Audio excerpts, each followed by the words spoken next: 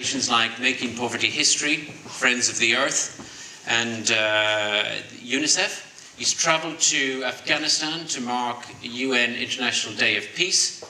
He's travelled to South Africa to help children orphaned by HIV.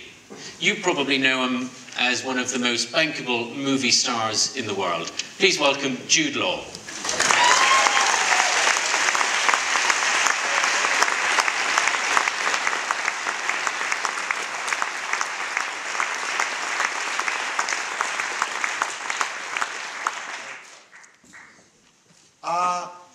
I would like you all to think about what you've experienced today. Sitting here, listening to a wide selection of people's opinions and thoughts on different subjects. And I'd like you to think also maybe about what you did this morning. When I wake up, I usually listen to Radio 4 over my breakfast. And then I usually turn it to Radio 6 for some music when my children wake up. I check online BBC World News, I buy The Guardian and The Times, I check my emails. Recently they confirmed to me some tickets I bought to see a band next week and a play the week after next. And all these details we, I think, tend to take for granted. And yet they are actions in our lives that ultimately inform us and they inspire us and define us. And it's strange, therefore, that we take them for granted. So freedom of speech and how we partake in it is not just about artistic freedom. It's actually about fundamental freedom and how it enables freedom to operate. When you don't have freedom of speech, you don't really have a free society, and therefore you don't have freedom of work or freedom of opinion, freedom of eating, freedom of living. All the things that we call civilization, if you like, are built on people being able to speak their mind. One should be able to say whatever one wants, whilst duly respecting others. And when we defeated fascism at the end of World War II, it was basically an international statement saying that we wanted to live democratically and freely. Now, Belarus is the last remaining anomaly in Europe. It's a country landlocked by Russia, Ukraine, Lithuania, Poland, and Latvia. It became independent in 1991, following the collapse of the Soviet Union, and in 1994 elected President Alexander Lukashenko, who has since ruled the country under an increasingly iron fist. People who oppose this man are subjected to harsh penalties. He consolidates his power through authoritarian means. He restricts freedom of press, he restricts peaceful assembly and religion. The Belarus Free Theatre, who perform at the risk of persecution in small private apartments, in cafes, sometimes even in the countryside, are therefore not only struggling to express themselves creatively, but are really a symbol of the principle of humanity. This theatre company began in March 2005, founded by Nikolai Koletsia and Natalia Koliada. They have no official registration, no premises, so as to avoid harassment. And they are incredibly good at what they do. Last year, in December, 50,000 people took to the streets in Belarus, protesting against what they believe to be a rigged election. Lukashenko was voted in once again. And at that demonstration, more than 1,000 people were beaten and arrested, including Natalia and other members of the theatre company and of the arts. I've just found out, in fact, that they are still on the run and have not been home for 3 months, fearing what will happen to them and their daughter if they return. So I've also been told that I'm apparently a public enemy in Belarus, which is some of the best news I've received. So really I'm here to say embrace your freedoms, cherish them and use them carefully because they are very precious, as you will see when you hear Natalia speak. So with no further ado, Natalia Koliada from the Belarus Free Theatre.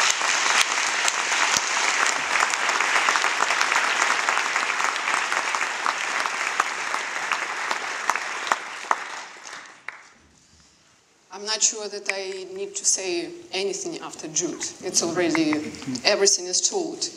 And you know, it's very, coming from dictatorship, and when you are told that you need to stay in the center of a red spot, it's a pretty complicated feeling. Besides, you have a time limit. It's very complicated for Slavic people to have time limit because they love to speak. So be prepared.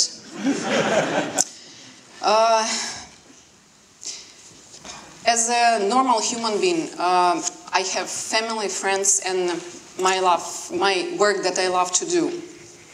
But on December 19, 2010, everything was changed. My family is not more, you know what, sorry.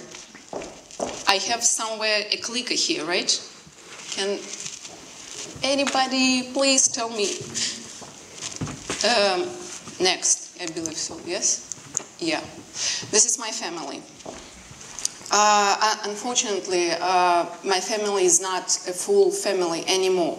My husband and my younger daughter is here in London. Our elder daughter is still in Belarus. When we see her on Skype, she is crying.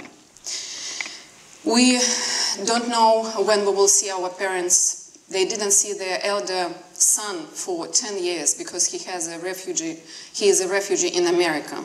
And I don't know when we see them again as well. My friends are beaten up, they're in jail. They face 15 years in jail. They pass through tortures. And my work is just to build theater. And it's existed underground for the last 6 years, but today there is even no underground place for our theater there. Someone was arrested from the theater, was not allowed to go to sleep for 3 days. Someone's apartment was raided, and another one was not allowed to drink for 3 days. And it's not about politics, it's about life. It's just personal life of one person. This is it. When I was 16 years old, I wanted to become an actress, and I asked my dad, but he was the vice president of Academy of Arts, and I was told that it's not possible to make it. And my brother said, you know what, you should become a diplomat. The only difference between actors and diplomat that you would speak another foreign language. So here I am.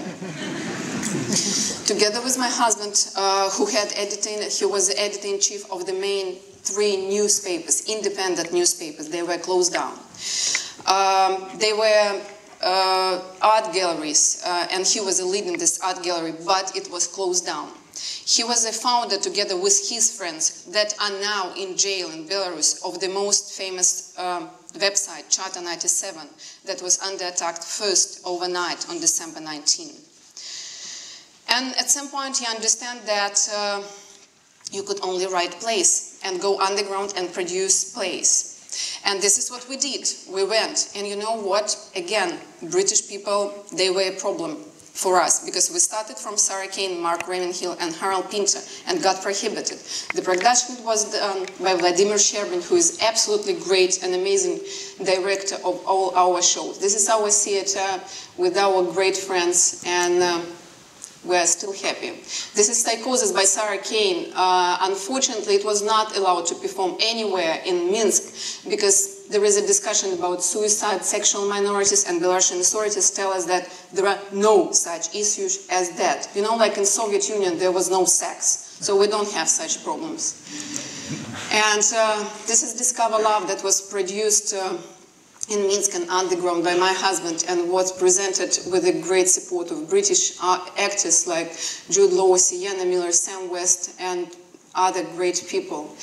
And this is our arrest. When we started global campaign in solidarity with Belarus, it was supported by Mick Jagger, Tom Stoppard, Harold Pinter, and we got arrested because all of them made video appeals to people of Belarus just to show their solidarity.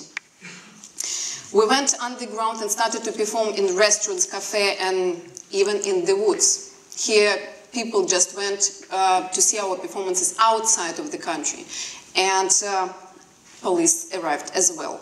And could you imagine that we did it under cover of weddings? And could you imagine bride and groom who meet each other just a few minutes before such a performance, and the bride has a 3-year-old son? It was kind of a surprise. And performances would be produced whether the head of directors or shown the first time on stage, because we changed 10 apartments or it was just produced in his head. We gathered together just to make theater and to say whatever we want, wherever we want, whenever we want.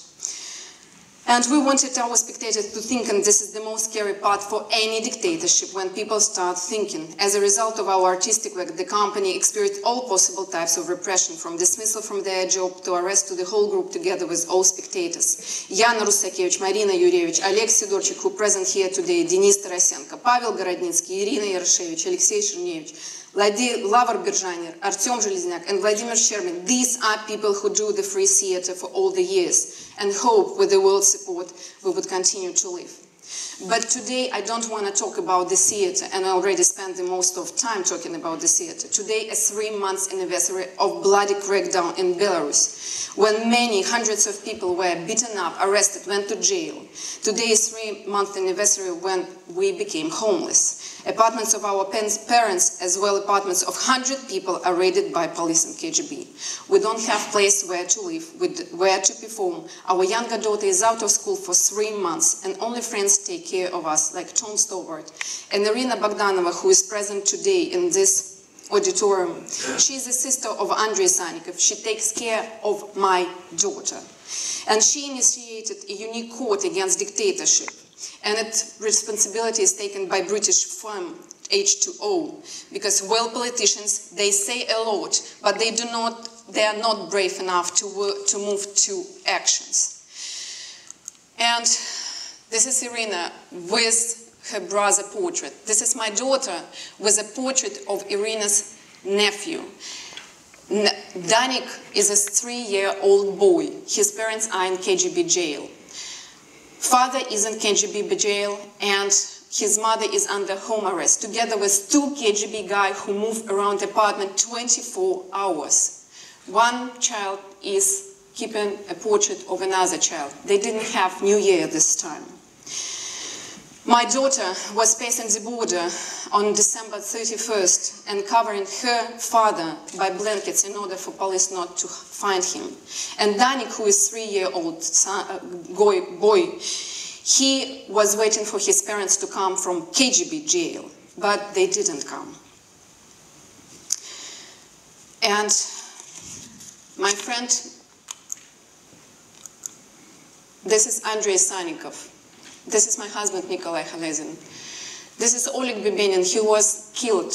He is a journalist. He was killed last September. This is Dmitry Bondarenko. Andrei Sannikov, the presidential candidate from Democratic Forces, one of the main oppositional leaders of the country. Dmitry Bondarenko, our friend.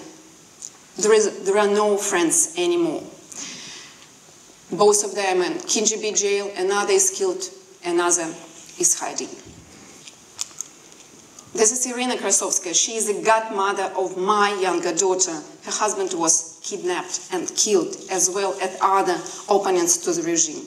Today, 56 people are kept in KGB jail, and they would face 15 years in jail. This is a great global solidarity campaign that was supported from the very beginning by Tom Stewart, and now it moved to absolutely amazing level to Janvik, to Almeida, to New York Public Theater, Goodman Theater.